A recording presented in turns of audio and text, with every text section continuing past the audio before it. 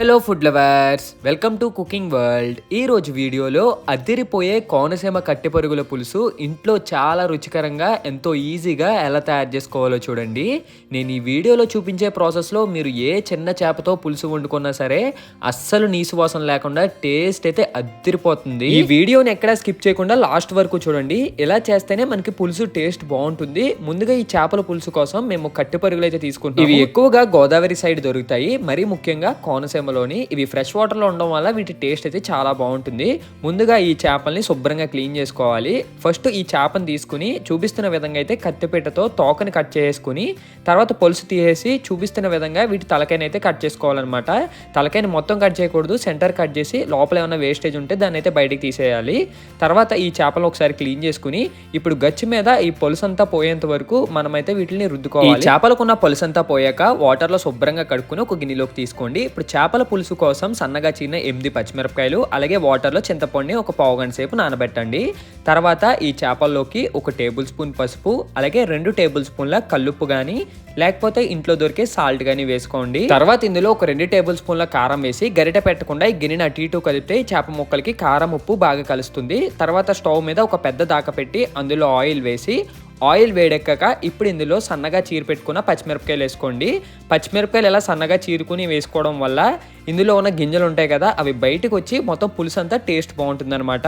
ఇవి పచ్చి వాసన పోయేంత వరకు ఒకసారి వేపుకుని తర్వాత వీటిని ఒక గిన్నెలోకి అయితే తీసేసుకోండి. పచ్చిమిరపకాయలని ముందుగా మనం ఆయిల్లో వేసినప్పుడు చిటపట్లాడతాయి, అప్పుడు చూసి వేపుకోవాలన్నమాట. తర్వాత ఇదే ఆయిల్లో ముందుగా ఆడి పెట్టుకున్న ఉల్లిపాయ పేస్ట్ వేసుకోవాలి. ఈ ఉల్లిపాయ పేస్ట్ ఎలా ఆడుకోవాలంటే ఒక మిక్సీ గిన్నెలోకి ఉల్లిపాయ ముక్కలు, ధనియాలు, జీలకర్ర అలాగే 2-3 వెల్లుల్లిపాయలు వేసి ఆడుకోవాలన్నమాట పేస్ట్ కింద. ఆ పేస్ట్ వేసుకుని తర్వాత ఇందులో కొద్దిగా పసుపు అలాగే ఒక 1/2 టేబుల్ స్పూన్ సాల్ట్ వేసుకోవాలి. పసుపు సాల్ట్ వేయడం వల్ల ఈ ఉల్లిపాయ పేస్ట్కి పచ్చివాసన పోయి మనకైతే ఫాస్ట్గా మగ్గుతుంది. ఇలాగ మనం గరిటెతో ఒకసారి బాగా కలుపుకుంటే కాసేపటికి ఉల్లిపాయ పేస్ట్ అయితే బాగా మగ్గిపోతుంది అనమాట. ఇలా మగ్గిపోయిన తర్వాత ఇప్పుడు ఇందులోకి ముందుగా గిన్నెలో కలిపి పెట్టుకున్న చేప ముక్కలు ఉంటాయి కదా, ఉప్పు కారం కలిపి చేపలను ఇలా ఉల్లిపాయ పేస్ట్ నుండి ఆయిల్ పైకి తేరాక ఒక్కొక్కటిగా అయితే వేసేసుకోండి. ఇవి ఒక 10 నుండి 15 నిమిషాల పాటు మ్యారినేట్ చేస్తే మనకి ఉప్పు కారం బాగా పడుతుంది అనమాట. తర్వాత ఇందులోకి ఇలాగ బొడ్డులు అయితే ఉంటాయి, అవి అయితే బయట పాడేయకండి, ఇందులోకే వేసేసుకోండి. తర్వాత ఇందులో 1 నుండి 2 టేబుల్ స్పూన్ల కారం మళ్ళీ వేసుకోండి. కారం వేసుకోవడం వల్ల మనకి చేపలో ఉన్న నీసు వాసన అయితే గమ్మున పోతుంది అనమాట.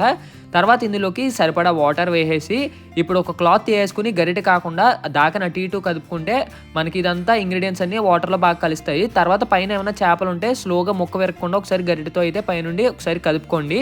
ఇలా కదుపుకున్న తర్వాత ఇందులోకి ముందుగా మనం వాటర్లో చింతపండు నానబెట్టుకున్నాం కదా, చింతపండు వాటర్లో ఇలా చేత్తో బాగా పిసికితే మొత్తం ఈ రసం అంతా వాటర్లో అయితే బాగా కలుస్తుంది అనమాట. ఇప్పుడు ఈ వేస్ట్ అంతా బయటికి తీసి పక్కకైతే పెట్టేసుకోండి. ఇప్పుడు ఈ వాటర్లో ఉన్న చింతపండు రసం తీసుకుని చేపల కూర ఉడుకుతున్నప్పుడు ఇందులోకి అయితే ఈ రసం అయితే వేసుకోండి. ఇంకా వేస్ట్ ఏమైనా ఉంటే చేతిలో వేసుకుని పెట్టండి. ఇలా మొత్తం రసం అంతా వచ్చేసిన తర్వాత ఇప్పుడు ఇందులోకి ముందుగా మనం సన్నగా చీర పెట్టుకున్న పచ్చిమిరపకాయలు వేపుకున్నాం కదా, ఆ పచ్చిమిరపకాయలు కూడా వేసుకుని గరిటె పెట్టకుండా చూపిస్తున్న విధంగా ఒక క్లాత్ తీసుకుని ఈ దాకని అటు ఇటు కదిపితే మొత్తం ఈ రసం అంతా ఈ పులుసులో అయితే బాగా కలుస్తుంది అనమాట. పైన ఏమైనా మనకి ఇరుక్కున్నట్టు అనిపిస్తే స్లోగా మనం గరిటెతో అయితే పైకి ఇలాగా కలుపుకోవచ్చు. ఇలా అంతా బాగా కలిసాక ఇప్పుడు ఇందులోకి పైన కరివేపాకు రెబ్బలు అయితే వేసుకోండి. కరివేపాకు వేయడం వల్ల మంచి ఫ్లేవర్ అయితే వస్తుంది పులుసులోకి. తర్వాత మూత క్లోజ్ చేసి తర్వాత ఓపెన్ చేస్తే ఇలా మనకి బుడగల కింద వచ్చి ఈ పులుసులో ఉన్న ఆయిల్ అయితే పైకి తేరుతుంది. అప్పుడు గరిటెతో కాకుండా ఇలా క్లాత్ తీసుకుని ఈ దాకని అటు ఇటు కదుపుకోండి. అటు ఇటు కదిపితే ఈ పులుసు ఫ్లేవర్ అంతా బాగా కలుస్తుంది. తర్వాత మనకి పైన ఏమైనా ఇరుక్కున్నట్టు కనబడితే మళ్ళీ ఒకసారి గరిటెతో అయితే కలుపుకోండి. ఒకసారి సాల్ట్ చూసుకుని సాల్ట్ సరిపోతే సాల్ట్ కూడా వేసుకోండి. తర్వాత ఒకసారి దాకని అటు ఇటు కదుపుకొని ఇప్పుడు ఇందులోకి క్లీన్ చేసి పెట్టుకున్న కొత్తిమీర అయితే పైన వేసేసుకోండి.